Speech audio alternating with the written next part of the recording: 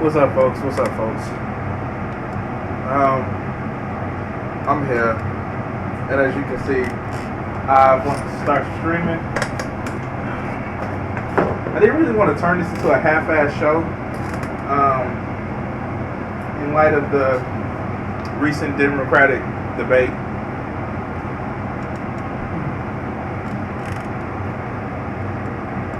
I wanted to get on universal basic income, and my my radical socialism and shit like that. This shit is good. I'm barbecuing. It's almost as my barbecue every week, right? But this time it's really barbecuing, so if in the middle of the stream you guys see me get up, it's me actually taking care of my meat. Well, at least the meat on the grill.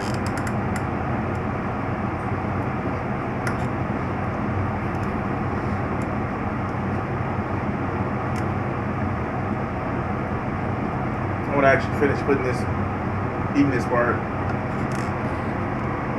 Now, it was going to be hard for me to stream today because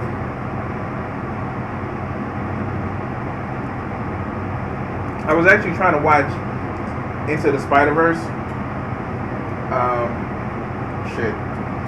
Still watching it. That's why the screen looks the way it does.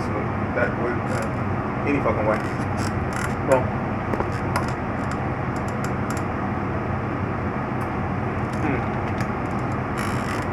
And I really want to just catch up on my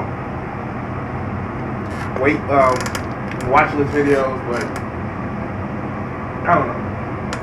I didn't think you guys would like sitting back and seeing me do watch list videos.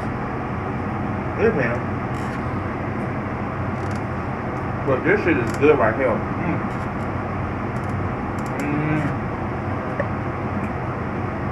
Charcoal grill with wood chips.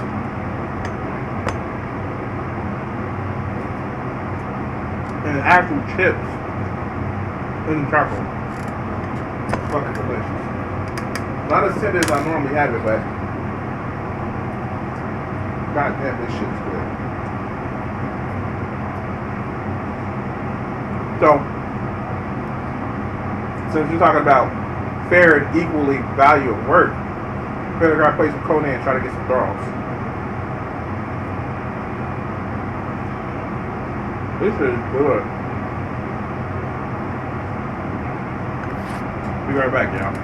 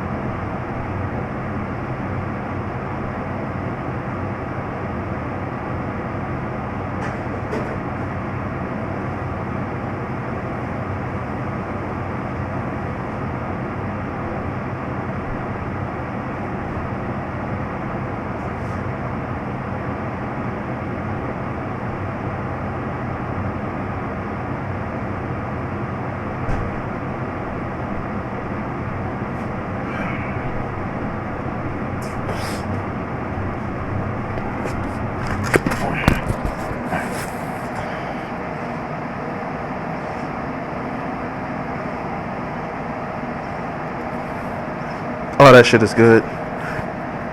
Now, usually because it's the weekend, I really didn't want to turn this to a half-ass show. But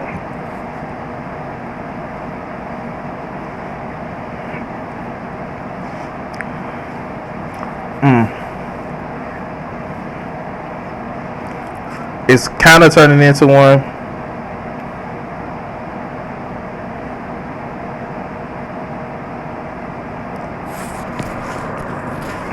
But all right, so let's just get started with some shit today. So today I went to the city because I live out in the suburbs and did shit for my mom's.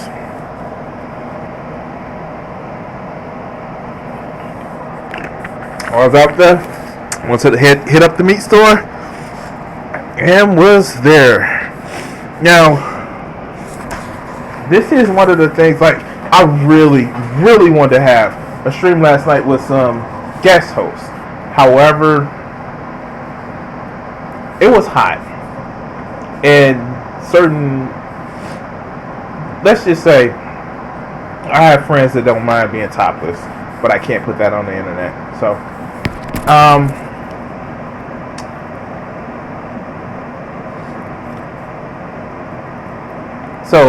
here's my dilemma right now. I'm at a part in Conan where I can start building some shit, but I don't know. I kind of want a more I kind of want more of a I want to cheat, and I haven't been able to spend the time in the game like I really want to. Let's turn that shit down.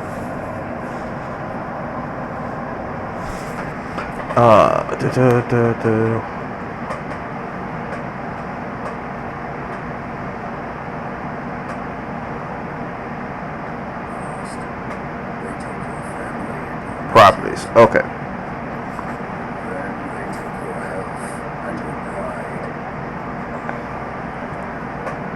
All right. So.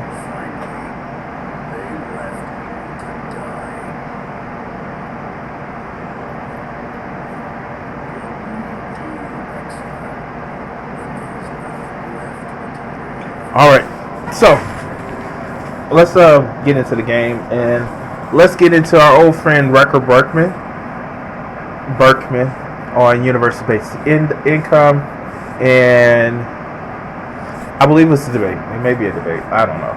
I picked this so long ago that, quite frankly, I don't know if it's a debate or not. Or dirt-bait. Ha! And by the way, let me just update this because I know I'm gonna fucking forget. But we can make this a long stream. Yeah, we can make this a long stream.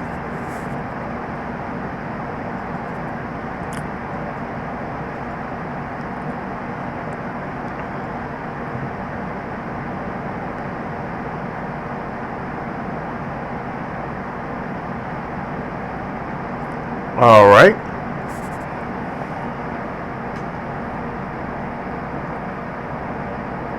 Oh, and I gotta get back to that G-Man video.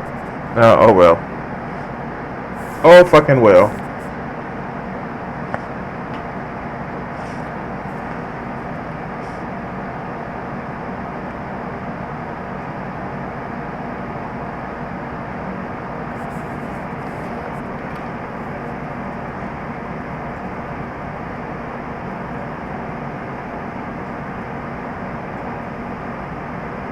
Alright, so let's paste this right here. Give credit where credit is due. And I gotta actually have to start doing this a little bit more.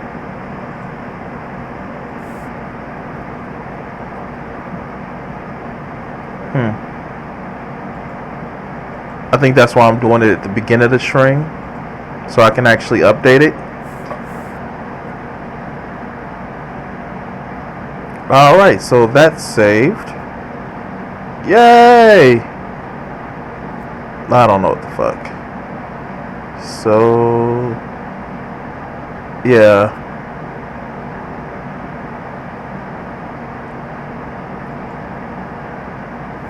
Thanks everybody. I know I'm taking forever to get into the game, but this is one of those things where it's just like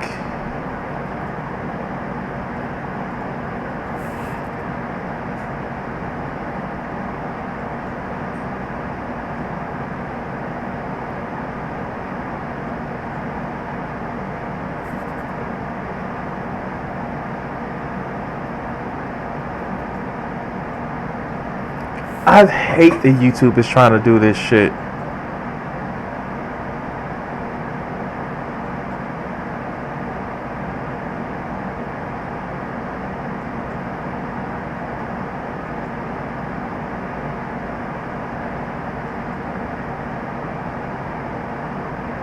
Like, really, YouTube? Really? Like, they're doing this shit, right? And half the time, they want to even... Oh, I gotta fucking watch Power Corrupts again. And see, that's the thing. A lot of this shit is just like... A lot of this stuff is just... Me just watching YouTube and just like... Having an epiphany of what to watch and all that other good shit. And... Like, I don't know how to make it entertaining. Me making something entertaining. But... It's just one of those things where it's just like I don't know how to bring a cogent point more than what people are already doing, and I think that's the reason why I get backed up. And hold on, I gotta make sure this doesn't play. They're doing this shit right, and half the time they. All right, good. Let's go to edit video. Let's see if that works now. Shit, there we go. All right, see. There we go. Alright, got that. Shit, cool. Live dashboard. And I'm sorry I'm not turning my fan off, but I will turn my mic down to actually affect the gains a little bit more. Alright. Alright, so everything's set up. Alright. And since we're about to start, don't forget you can actually follow me on my Crimson 60620 Gaming at Crimson 60620 PS4 Gaming, or on Facebook, on Twitch.com at Crimson 60620, or here at YouTube. Yeah, or like I'm everywhere. So now that you are watching, let's actually get to the video and let's get into the gaming.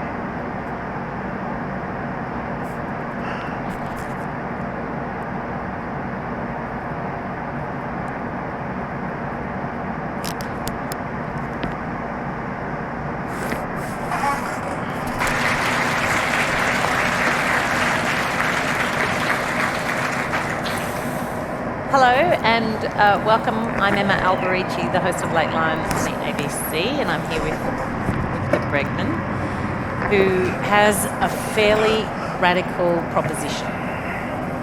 So, imagine everyone gets an income and you don't have to work for it. Awesome. Now, that's not too radical as it is right now.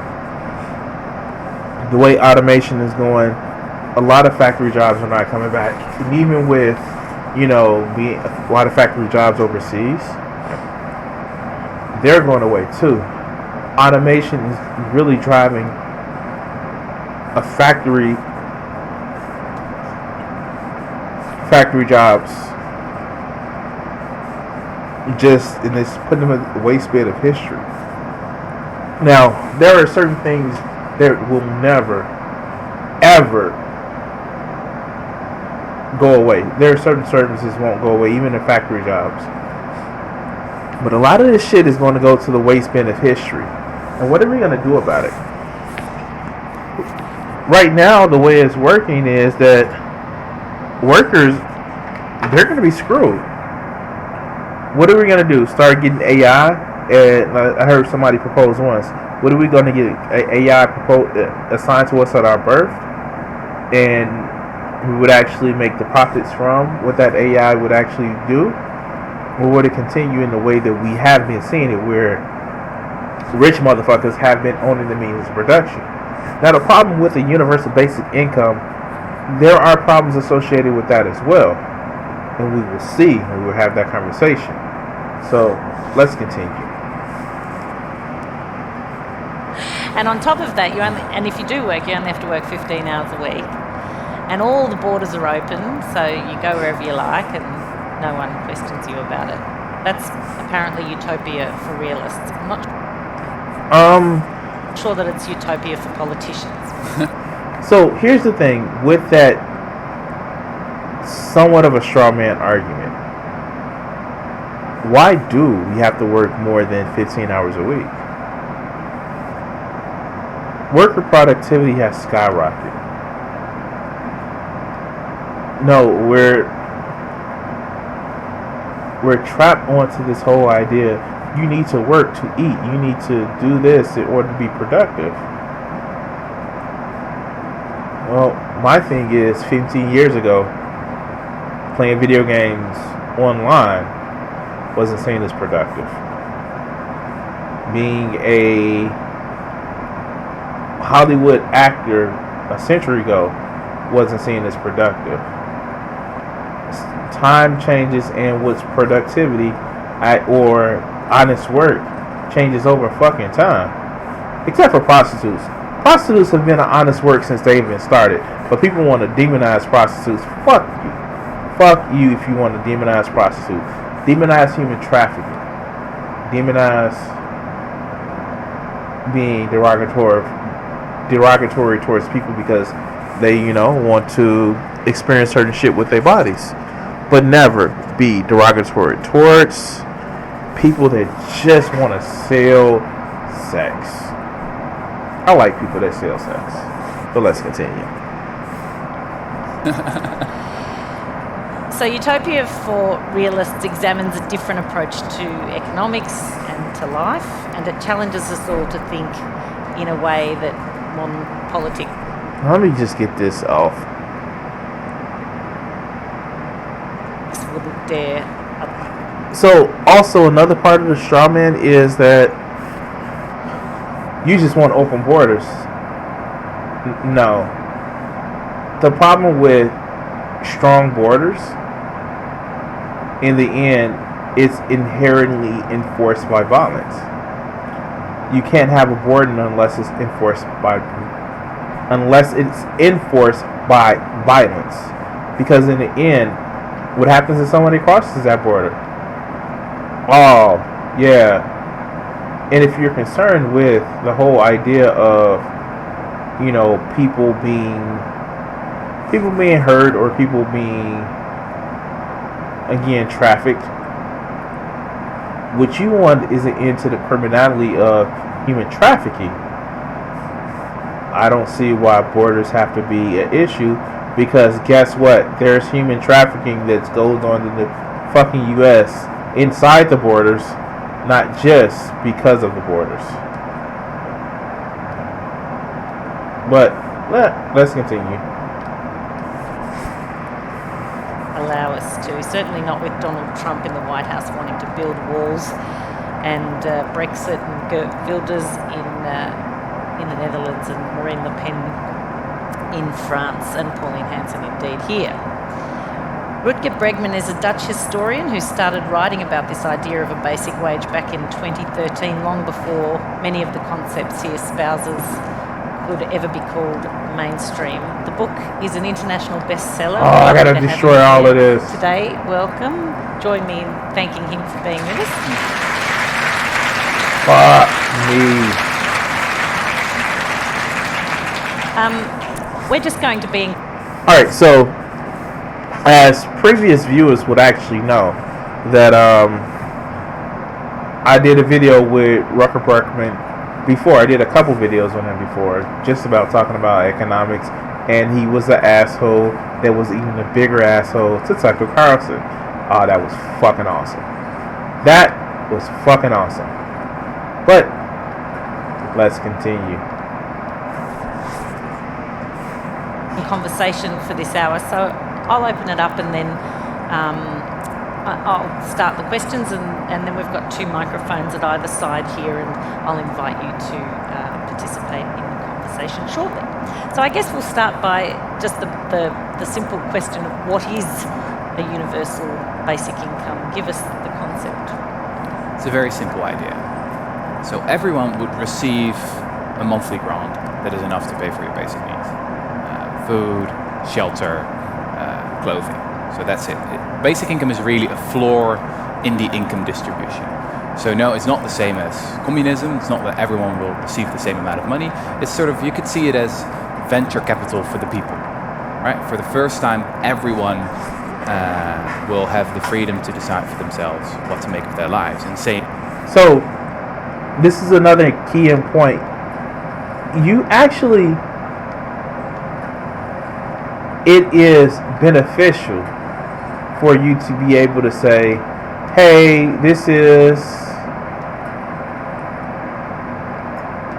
here's some money based on what your needs are.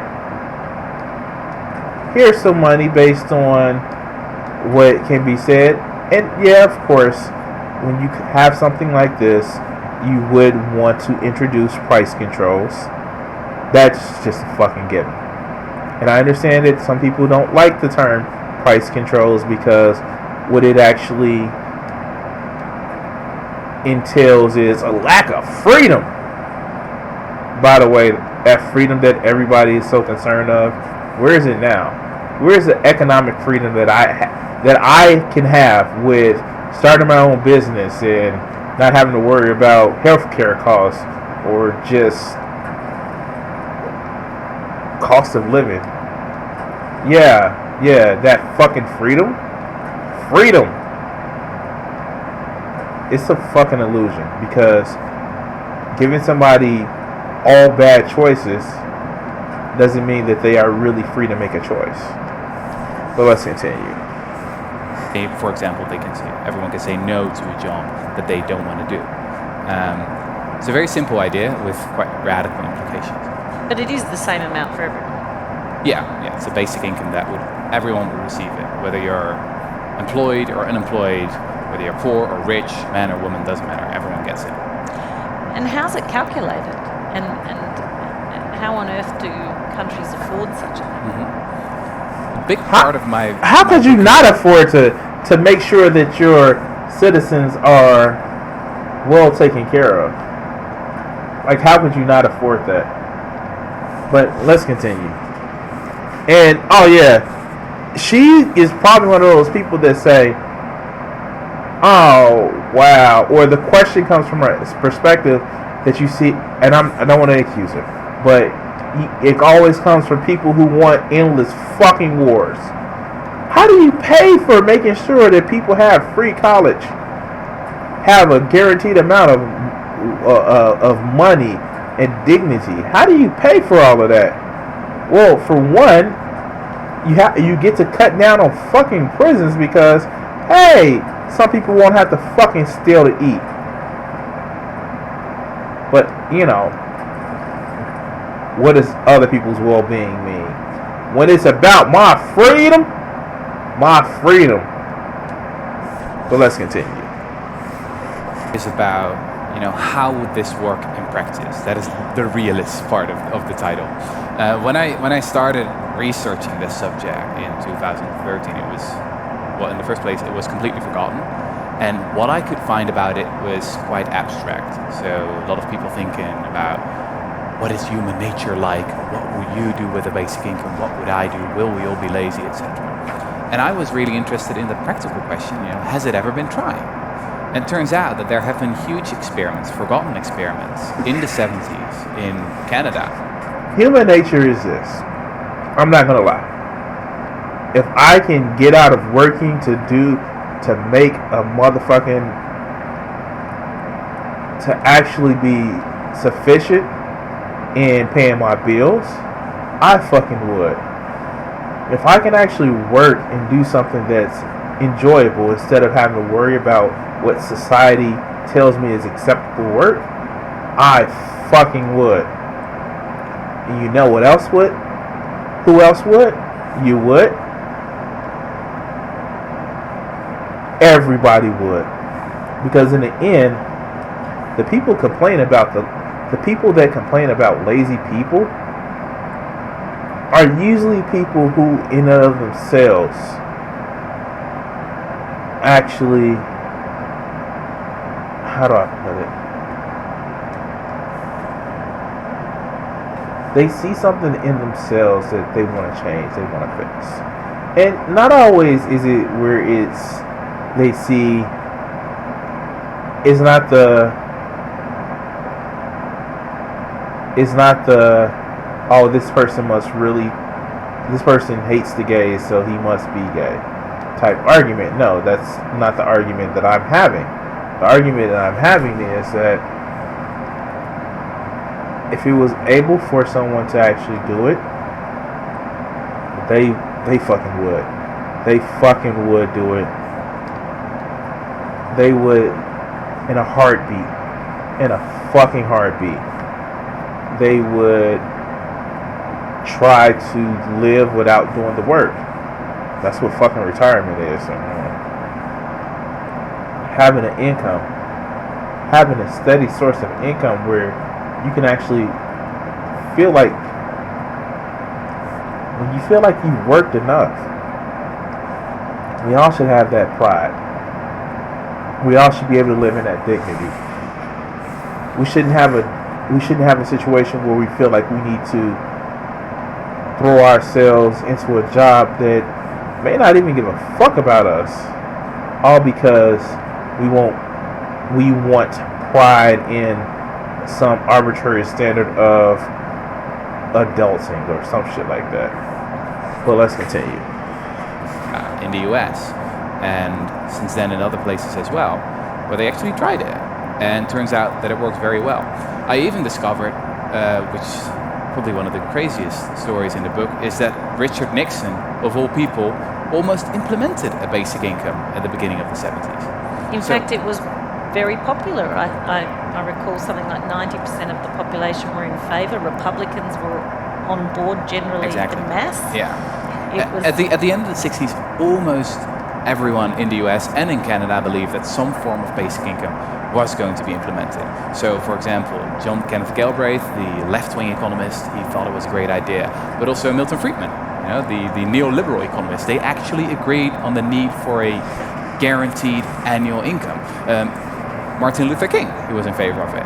So it's not that Richard Nixon was suddenly a great philosopher or utopian thinker. He was just saying like, oh, everyone wants this, let's do it.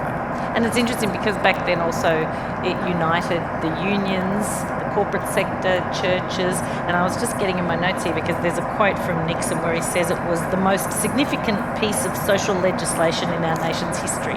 So why didn't it go ahead? It's a pretty bizarre story full of crazy coincidences. So I bet some of it was racism. Hell, fuck, I bet a lot of it was racism. Judging by Richard Nixon, I bet a lot of it was fucking racism. But let's fucking continue. what happened? U.S. politics. Who'd have thought of it? What happened in the first place is that everyone was in favor of basic income. Richard Nixon had a proposal for a modest basic income, and it got through the House of Representatives twice. But then it hit the Senate floor, and Democrats started to think, well, if this is going to be implemented anyway, we want a higher basic income. So let's just vote against it now, and then it'll probably get higher in the second round. Fucking Democrats. And that's why I'm not a Democrat. I'm a fucking leftist. But let's go. Didn't really work out that way. So it was basically killed by the left in the Senate. It was the idea finally died in 1978 with an experiment in Seattle, one of the big basic income experiments with a lot of positive results. So crime went down, kids performed much better in school, healthcare costs went down. Basically, it turned out that basic income was an investment that pays for itself in the long run, but there was one big problem. The researchers found out that the divorce rate went up by 15%. So you can imagine at that point all the conservatives saying, we can't have basic income. So basically, when the divorce rate went up because people weren't just staying together for money, then it was a fucking issue. Good job. Lets us know that people see marriage as a fucking trap to keep you together with one person because of financial issues. Wow, it's almost as if we have seen that time and time again. But let's continue. This will make women much too independent. We really don't want basic income. The crazy thing is that... But was there a nexus drawn between the basic income and the divorce rate? Was there an obvious kind of thread there? Well, that's what they thought. Yeah, that was really caused by a basic income. That suddenly a woman can say, I want to leave him. Now I've got the freedom to do so. What? The thing is that 10 years later they found out that it was a statistical mistake. So in reality, the divorce rate did not go up at all. But back then we were already in the era of Reagan and Thatcher, and the idea was forgotten. How is a basic income any different? So, and then it was a fucking error on their part. It's just like when they were saying that fucking, like, wow, that's just sick. Like,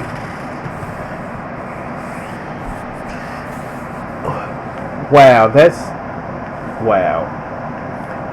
some, wow. I just don't know.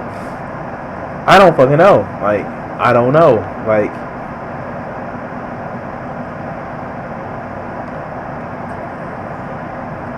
you give people an opportunity to get out of a bad situation, and you piss because of it. Because you feel we gotta control those mean old women who guard sex and fatherhood. Like, no, you fucking motherfucking loser. Like, for real? This smacks of inceldom. But let's continue. To welfare. I think in a few important ways. The most important way in which it's different is that a basic income is absolutely unconditional. What we've seen in the past 30 years is that the welfare state, from Holland to Australia, has become more and more conditional, actually quite humiliating for the people who have to rely on it. Time and time again, the assumption is that government bureaucrats know better what the poor should do with their lives than the poor themselves. The idea behind basic income is that poverty is not a lack of character, but just a lack of cash. And you can cure a lack of cash pretty easily with cash, right? How novel. Yeah, it's once you've seen the light, it's very simple actually. But it actually works. I think that's the most important thing. My book is, I believe, a very evidence-based book, and that's also, I believe, the way forward is to do more of those experiments, and that's actually what's happening around the world right now. I mean, Finland is just doing a big experiment. Canada has just announced one. A lot of people in Silicon Valley are enthusiastic about this idea. So it's really spreading around the globe. But isn't there also evidence that when people come into money, they often squander it? That when they haven't had to work for it, they make poor decisions. So this is another horrible framing device where if you don't know the value of hard work of money, then you squander it. If that's the case, we should have a 100% estate tax. Hell, we should have a 100% estate tax because rich assholes are rich assholes. Case in point, we have that great rich asshole in the fucking White House right now. But let's continue. Well, if you watch a lot of reality television, then I can imagine that you'd believe that. One of the stories in my book is about a pretty crazy experiment that happened in London in 2009. And this was a social organization that worked with chronically homeless men. And there were about 13 of them, and they had tried pretty much everything at that point, and nothing really worked. So it was simply time for something new. And one of the people who worked there said, you know, why not try something really new? Let's just give them money, £3,000, and let's see what happens. Now, even at that organization, obviously most people were quite skeptical, but I mean, they were wasting money anyway, so let's see what happens. Now, a year after the experiment, 7 out of 13 of the men, and some of them had been living on the streets for 40 years, but 7 out of 13 of the men had a roof above their head, 2 more had applied for housing, and all had made significant decisions to invest in their lives. So what did they use the money for? One of them bought a dictionary, another bought hearing aid, one of them took gardening classes. It was pretty incredible to see that the money really empowered the men, and for the first time they felt like society trusted them to make their own decisions. Now, the twist comes at the end, because that's when you look at the financial side of the story.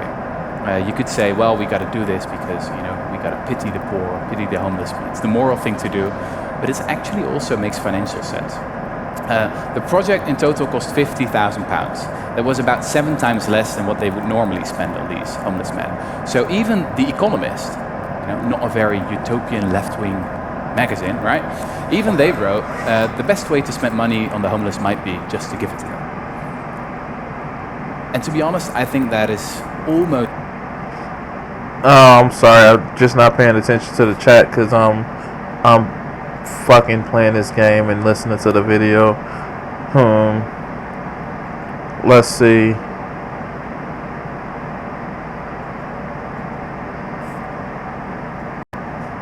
Let's see if it's still lagging.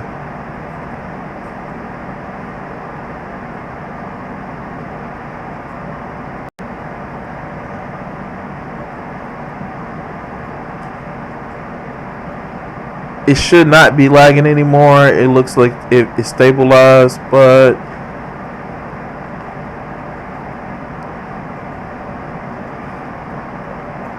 alright, that should be better. It's like this game actually gives me more lag because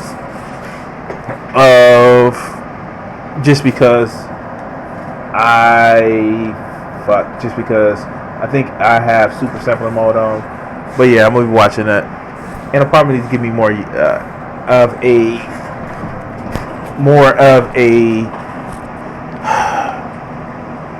better internet. But let's continue. I was going to actually make this point. Most always. So here's the thing. One of the great things that I find fucking awesome is that, yes, if you don't treat some of the things that make people homeless, then yeah, you're going to get a fucked up ass result.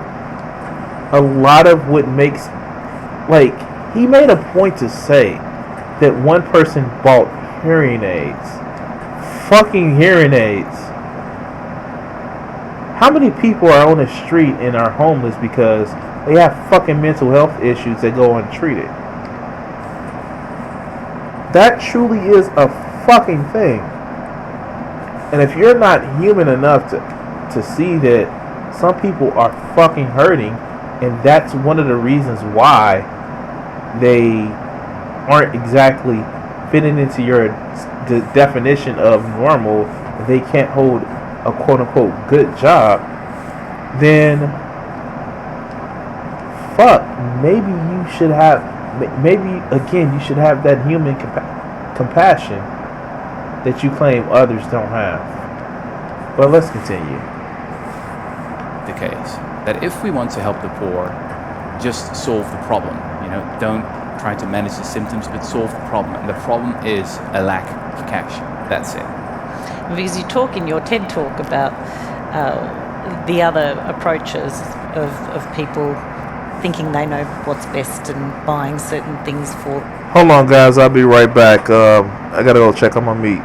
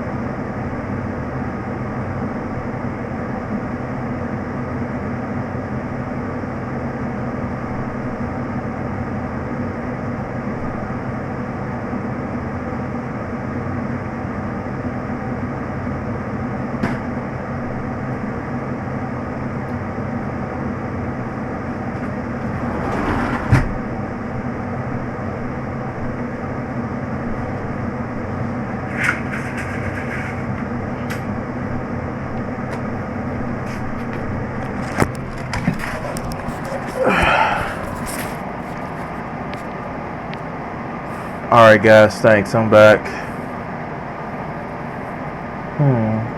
Let's see something.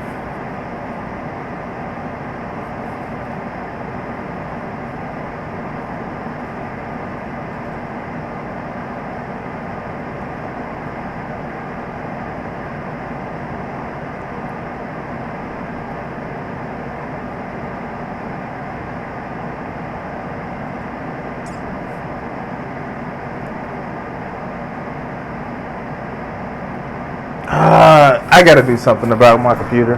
Probably put some more RAM in it. But let's continue.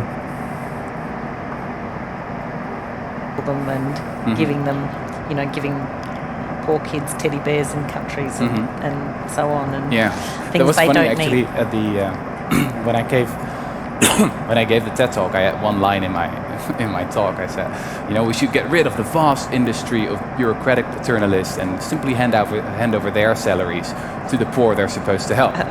And the TED audience was really like clapping and laughing, and I was a bit like confused because I'm talking about you guys.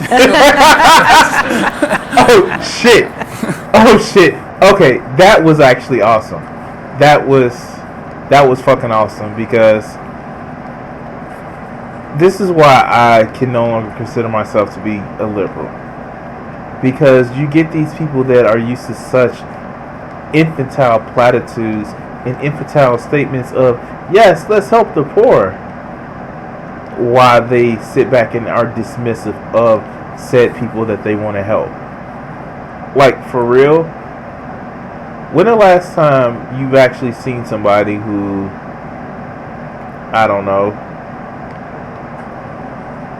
really cared about how someone's life was living and really wanted to do something to actually help them improve their life? That's why, as much as I hated the fucking wars that we actually fought, that's why I think that's one of the main reasons why I never want to take it out on the veterans.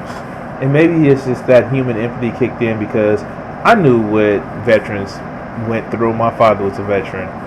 And yeah, some of the shit that veterans were put through, the shit was fucking crazy. Like, quite literally, it was damaging the people's health.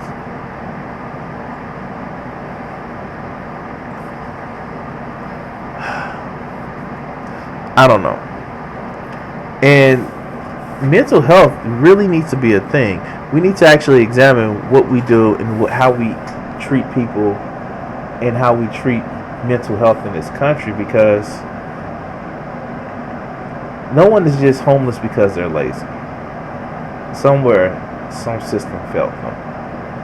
Be it is the family unit, because you see so many people that are kicked out of their homes for certain shit, or it's just like we used them up and threw them away, or we didn't pay attention to them when they were hurt. But let's continue.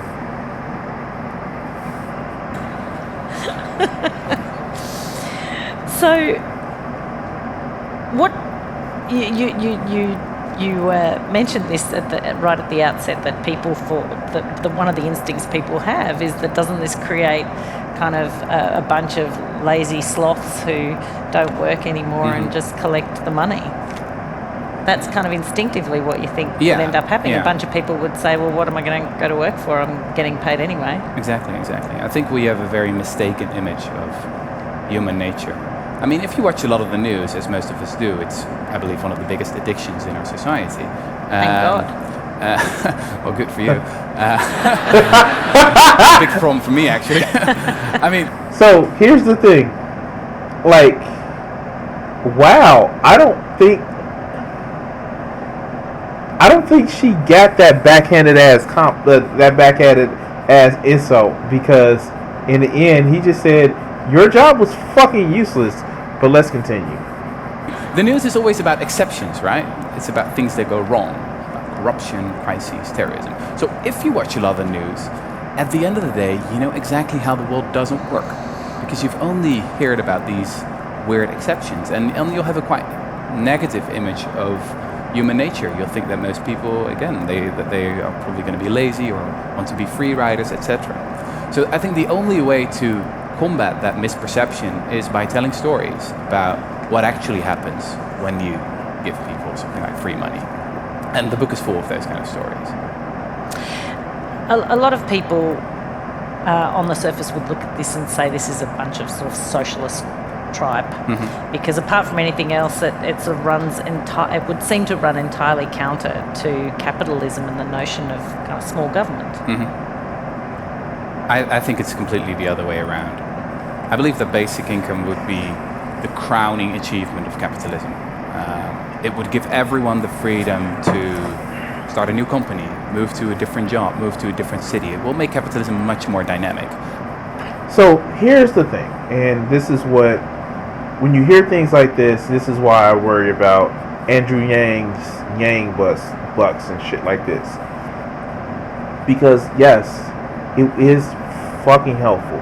It is fucking helpful for you to actually know when your next meal is coming from and not be stressed, because quite frankly, you don't know how you're going to make ends meet. Trust me, that shit is stressful. And even when you have a secure is anything secure in capitalism, but even when you have secure employment, it's still tentative on the fact of if someone likes you or not, or if you go with the flow, or if you follow the guidelines the way one particular person likes them. It is quite literally still insecurity. And would I blame somebody for just playing the system? I can't blame somebody for playing the system, because the system plays us like a motherfucking fiddle. But let's continue. I mean, if you think about it, just the incredible amount of talent we are wasting right now in two ways. So, still, around the developed world, millions of people are withering away in poverty. That's just a very bad use of resources, to say it like an economist would.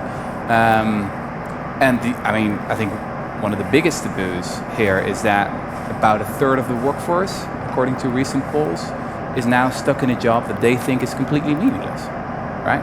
So there was a poll in the UK 2 years ago, found out that 37% of British workers have a job that they think is just useless, doesn't add anything of value. All right, so let's just address a couple things. The first thing I want to address is one of my goals, one of the things that I want to actually have people do, and actually, did my, what's the name just die? My remote play just died. Oh, no it didn't. Okay, cool. One of the things that I want to actually address is that it has become kind of a goal of mine, what I want to actually see. I actually want to see more African Americans doing streaming, be it from content to commentary to gaming.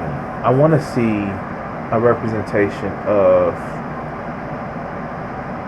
more people streaming, because it brings an association of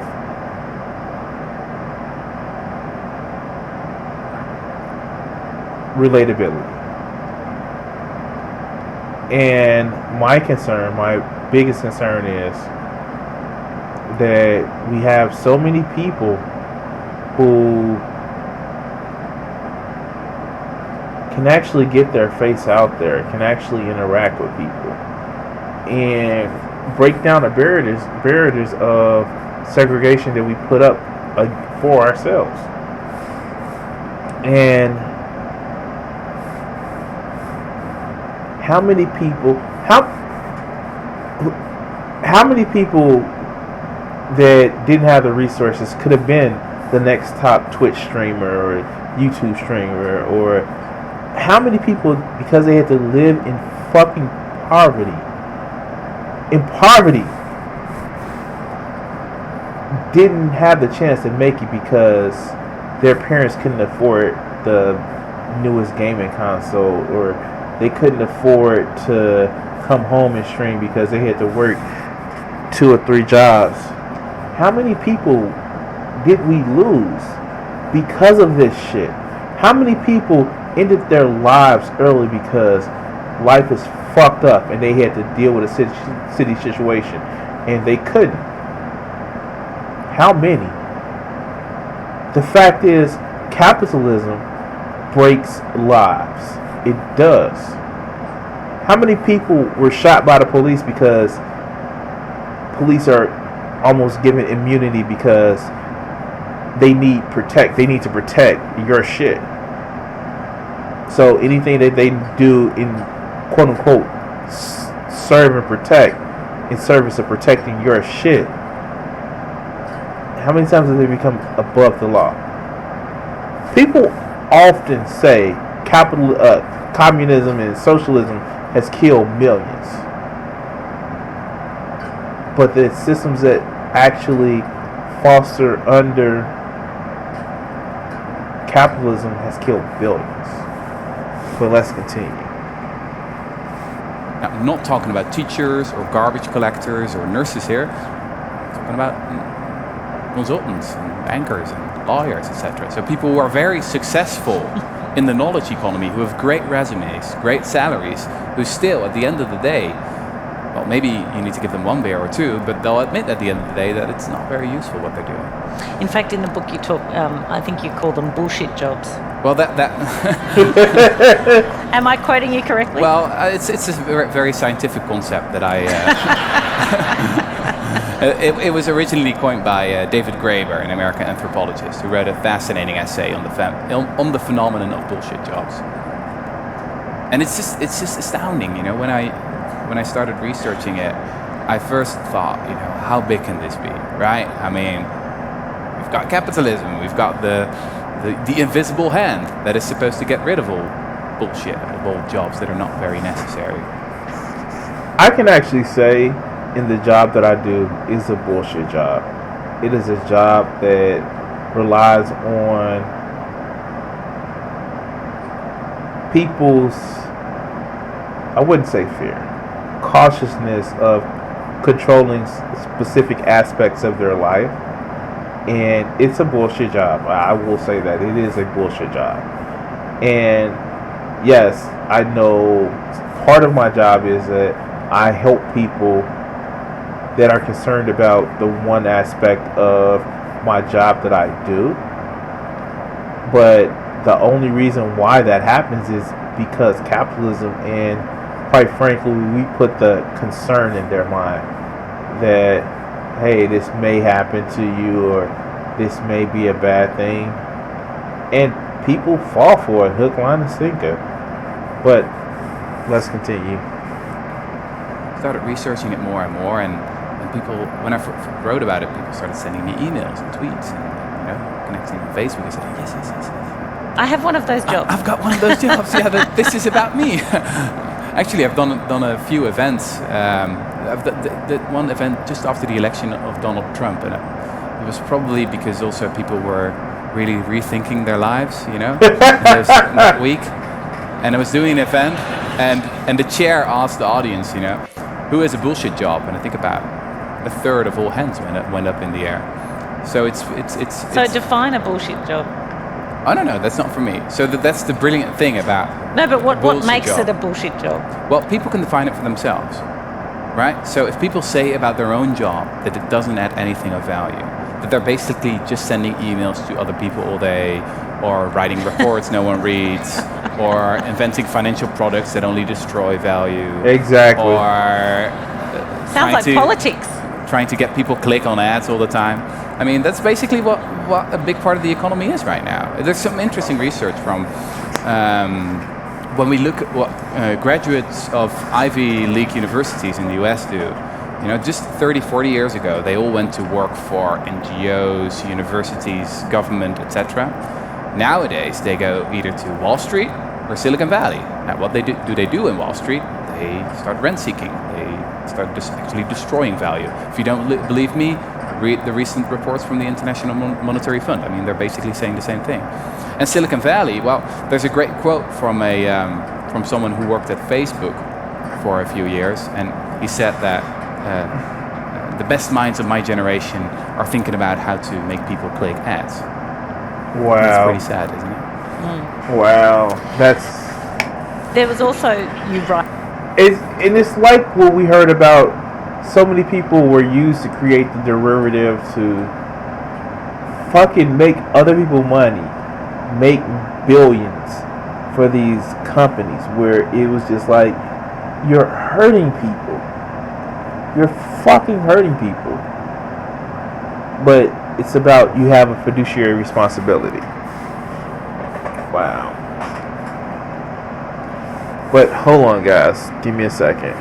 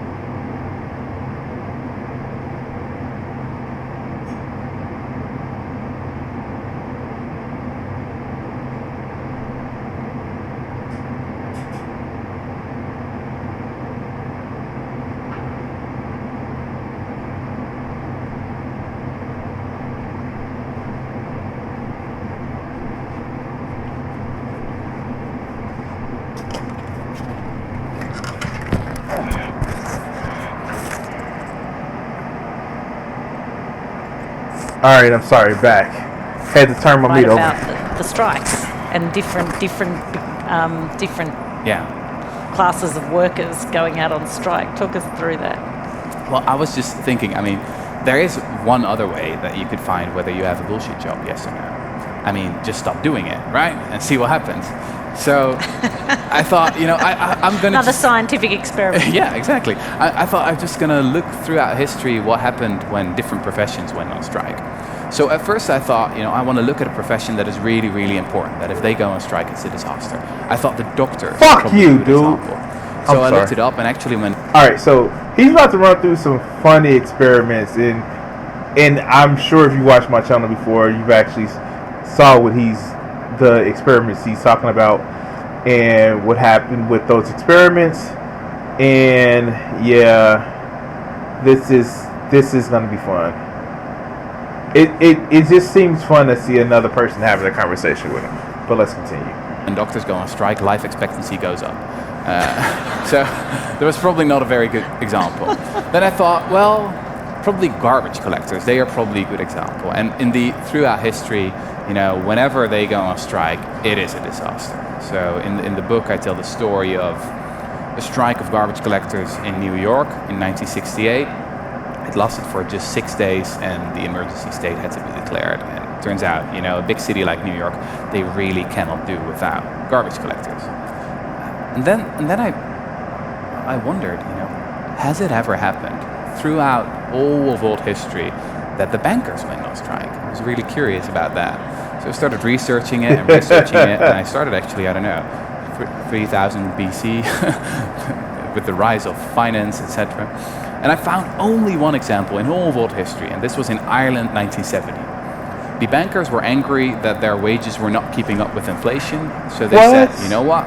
No. You'll have it. We'll just stop working, and then you'll see just how important we are. And at that point, all the experts, all the economists, they all predicted this would be a heart attack for the economy, right? We really cannot do without these bankers. The strike started, and Nothing. Nothing much happened actually. So the garbage collector strike was 6 days, and this strike was 6 months actually. Wow. And then the bankers came back and said, all right. We'll get back Wow. to work. So, yeah. I Who'd think have thought the bankers? So, garbage men go on strike last 6 days. Bakers go on strike last 6 months. And then they come to the table and say, okay, we fucked up. Now, I know it's because what are bankers except for people that tell us what and how to get money? If somebody fills that gap, are they really fucking useful? Are bankers really fucking useful? They're more expendable than what they purport to believe. If everybody right now decides, hey, we're gonna go back to a barter system, bankers would be fucked, bent over and fucked. But let's continue. Bankers have bullshit jobs. who'd have thought? Yeah. And I think what in reality happened was even more interesting. Is that what the Irish did is they immediately invented their own financial system. So they started writing IOUs to each other, on the backs of cigar boxes or on toilet paper or whatever. And This is the Irish. Yeah. But what's also important here were the pubs. So there were 15,000 pubs at that time in Ireland, and the owners of the pubs basically became the new bankers. There's It's so Irish. there's one economist who. Oh shit! That is so fucking racist. Oh shit! Oh god, that was so fucking racist and disgusting, and I'm laughing about it. But it makes sense. People pay for bread in circuses, and pubs just so happen to be the circus. Now you may drink it, but people pay to escape. And shit. Is that the reason why people say that they want to be rich? Because they want to escape their life? I don't know. But let's continue. Later wrote that, if you sell liquids to your clients, then you probably also know something about their liquidity, right? So that is what happened. They invented a new financial system. The economy just kept growing. Businesses just kept operating. It wasn't a huge deal. And actually, when one journalist wrote about this event 20, 30 years later, she said, well, people don't remember much about it, probably because it didn't change much, and that's probably why so many people have forgotten about this, the one and only strike of bankers in all of world history. And I think it also shows that, sure, we need a financial sector, or we need a money system. The Irish immediately invented a new one, but we can do without a lot of the bullshit that is in the current one, all the speculation and stuff. So if it makes as much eminent sense as you say, and so well articulate the idea of the basic universal income, why hasn't it been more widely adopted? I don't know. I don't believe, as a historian, I don't believe in big historical laws or reasons or whatever. I think that if you really delve into the history of basic income in the 70s, that you'll just be astonished by the coincidences, and that it could easily have gone the other way. What I think is fascinating is that if you look at these kind of utopian ideas, crazy ideas, you could say, is that they always start on the fringes of society. They always start with people who are dismissed as unreasonable and unrealistic, etc. So here's the thing, and let's be honest, a lot of this comes down to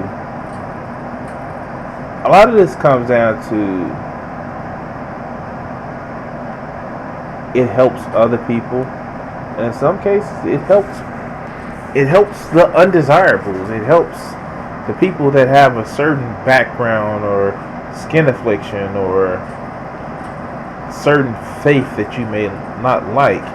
And some people would cut their nose off to smite their face because it helps other people.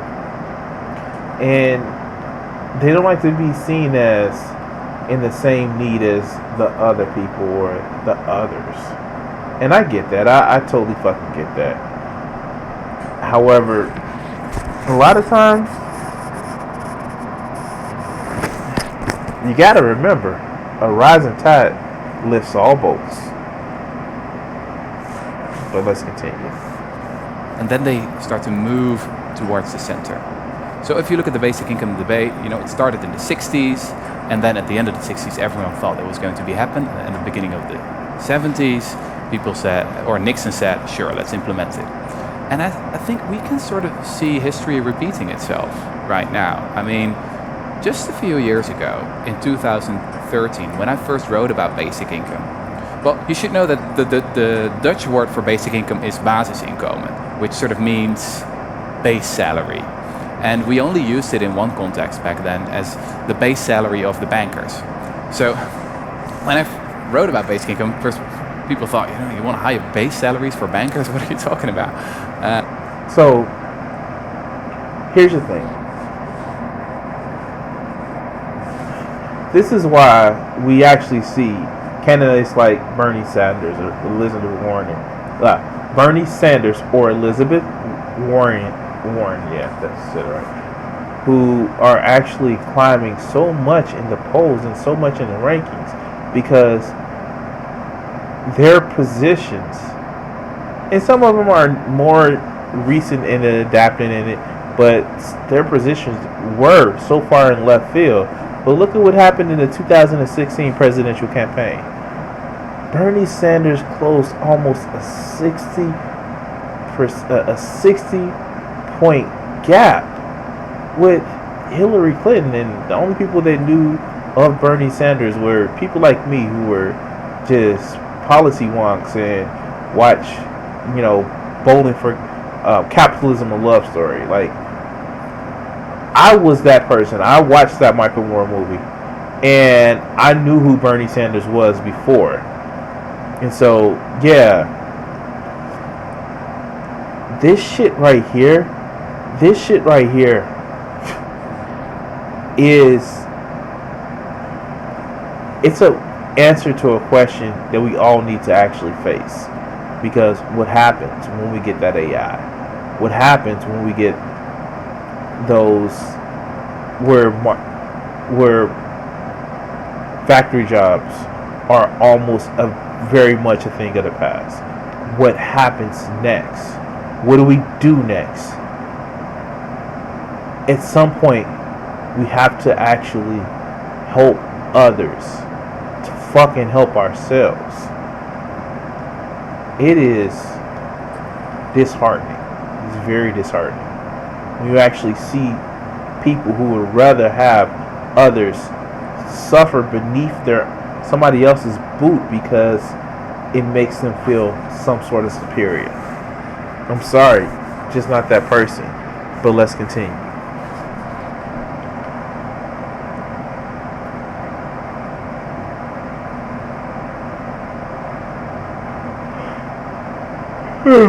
Shit. And now, just a few years later, you see all these experiments popping up, and actually sometimes even politicians are debating it. But I think it also shows you that it never begins with politicians. It only ends there, just like it almost ended with Nixon. But it will never start there.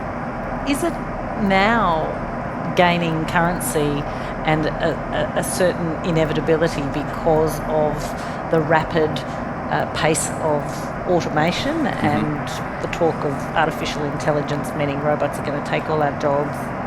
Some of the predictions of 50-60% of all jobs done now won't exist in sort of 20 or 30 years.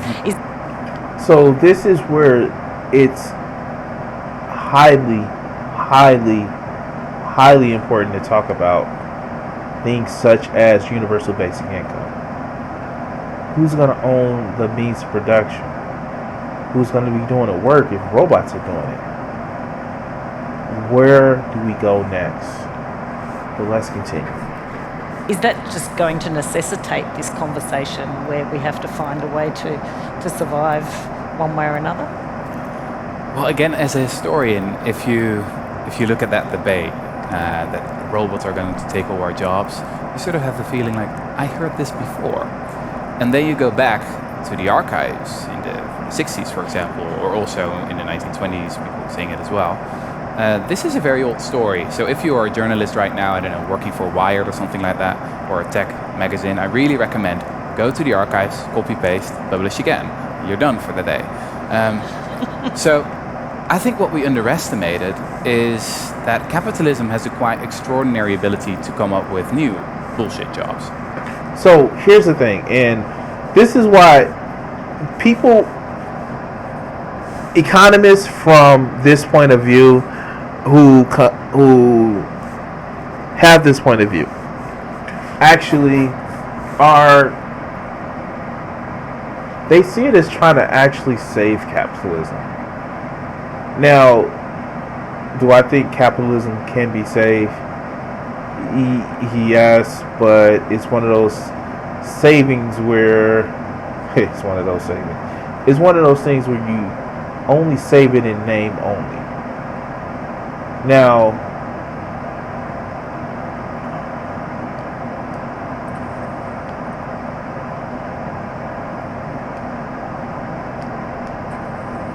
do we need to have a new paradigm in how we treat workers, especially with the advancement of technology is the way it's going now?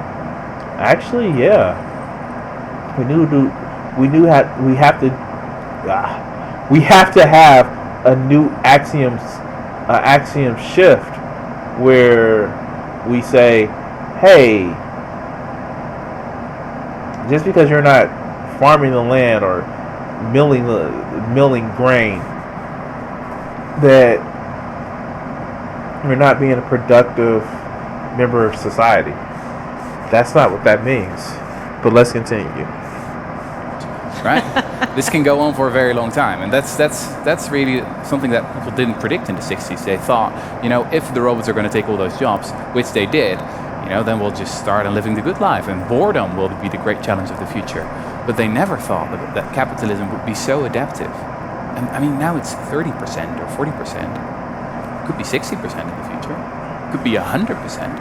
I mean, it's theoretically possible that we'll live in a society where everyone is just pretending to work while we're all in reality browsing Facebook. I mean, many workplaces are already like that, right? Exactly what I was thinking.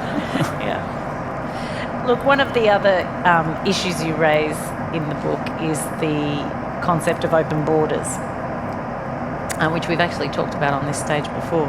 Mm-hmm. It's a radical concept, and for most people, especially in the parliament, they think chaos.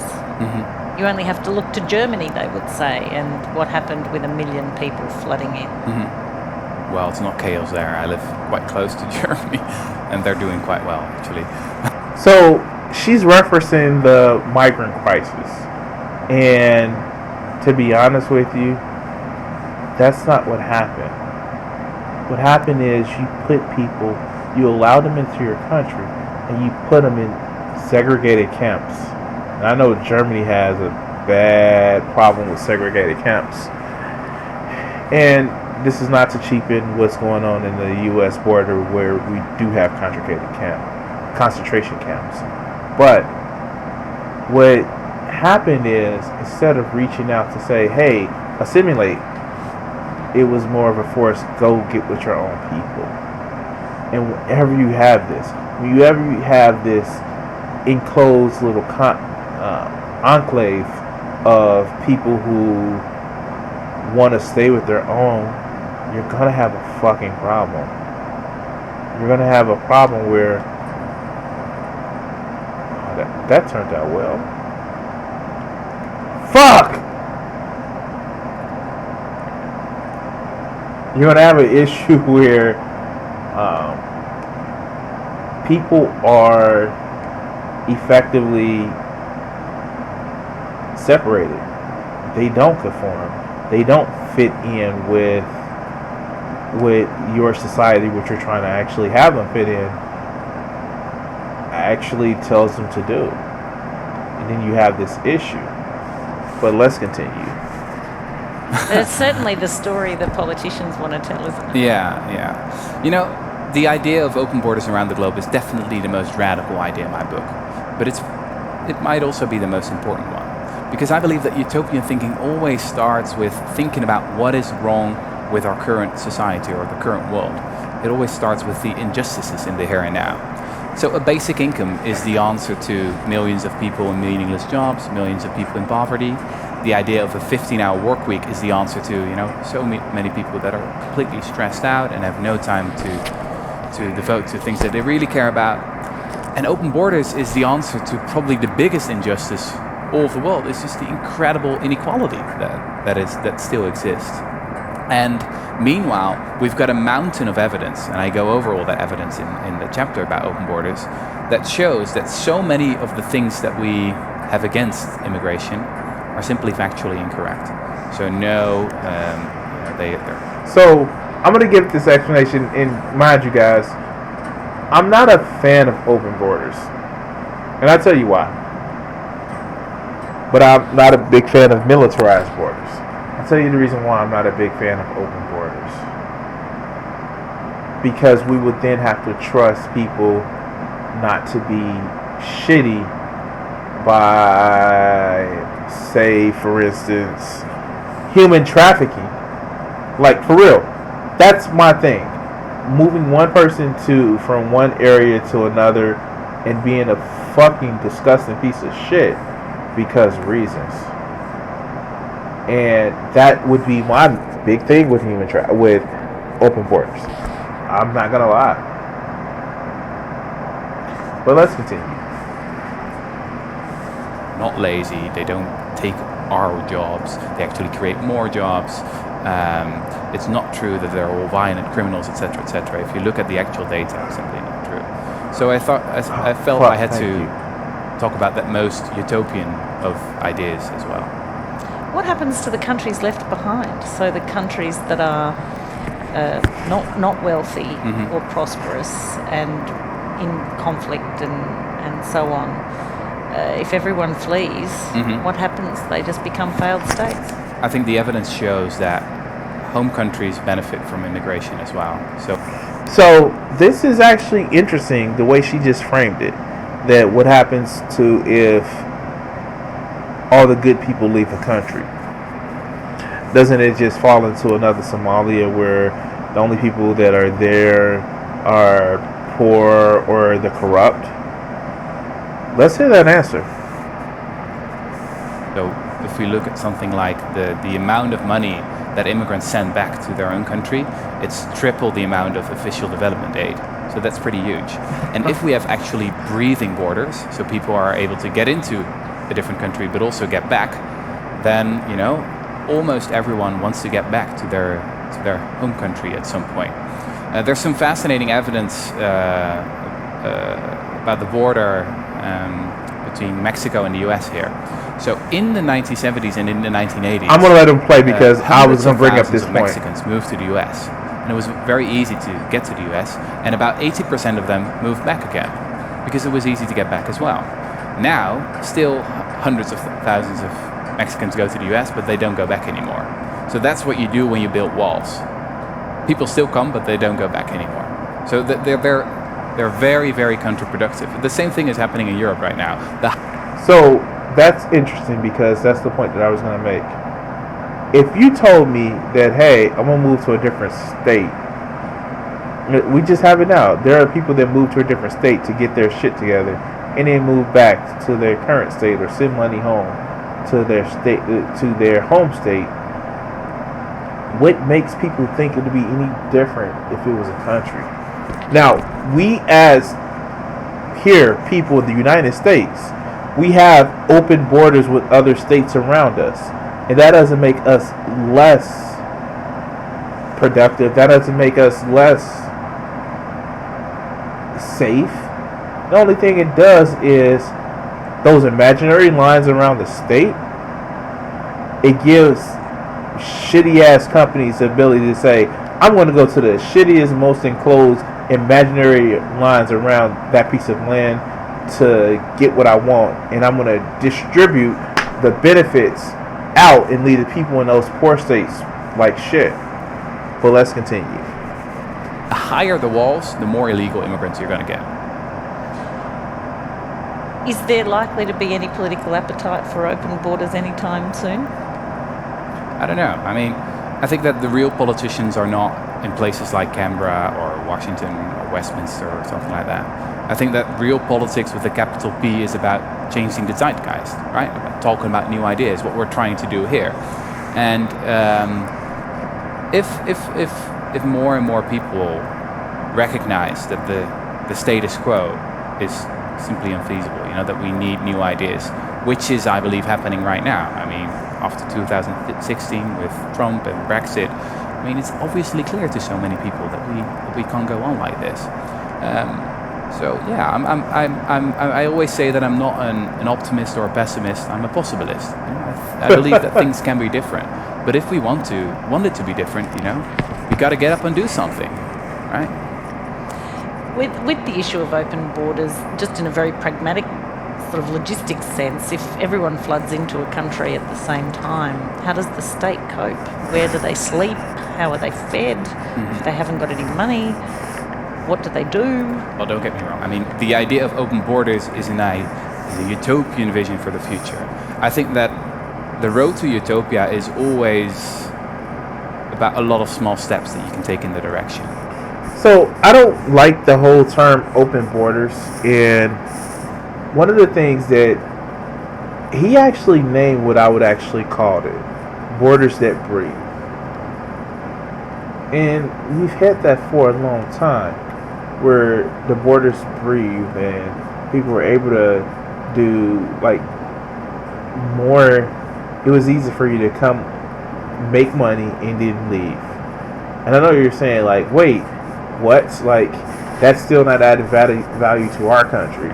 Well, yeah, it is, because they're doing jobs that, quite frankly, a lot of people don't want to do.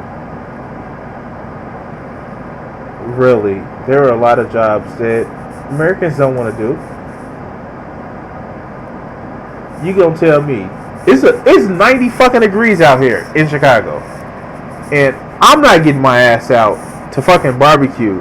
I'm in the motherfucking house trying to fucking barbecue and stream. I am not gonna go fucking pick no fucking lettuce. What they did in Virginia, or was that West Virginia, where there was like, immigrants get out, we're gonna pass a paper please law, and crops started rotting on the vine, and it was like, we sorry, we didn't mean to. Yeah, that's the shit that's gonna keep happening if you take this hardline stance on immigration, because those jobs, those aren't bullshit jobs. But let's continue. Like taking a little bit more immigrants and a little bit more, and experimenting along the way and seeing what you can manage. I think that is what we should be striving for. And maybe in the future, in the year 2200 or 2300, we'll look back on our time and wonder about, what a crazy, unjust system it was, that people were not free to move wherever they wanted.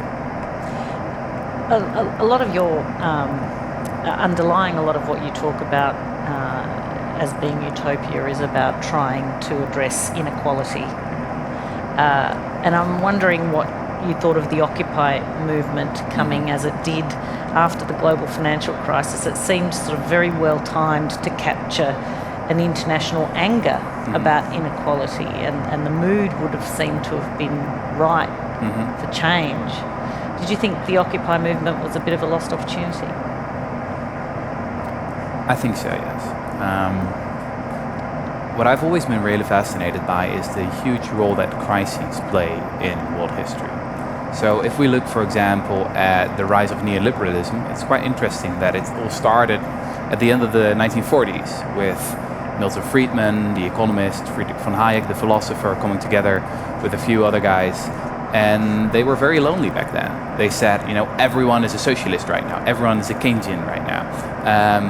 But what we are going to do is we are going to try and build a movement, develop ideas, start new institutions, think tanks, etc. And there will be a time, at some point in the future, and it might take years and years, but there will be a time when the current economic system or the current body of ideas just breaks down.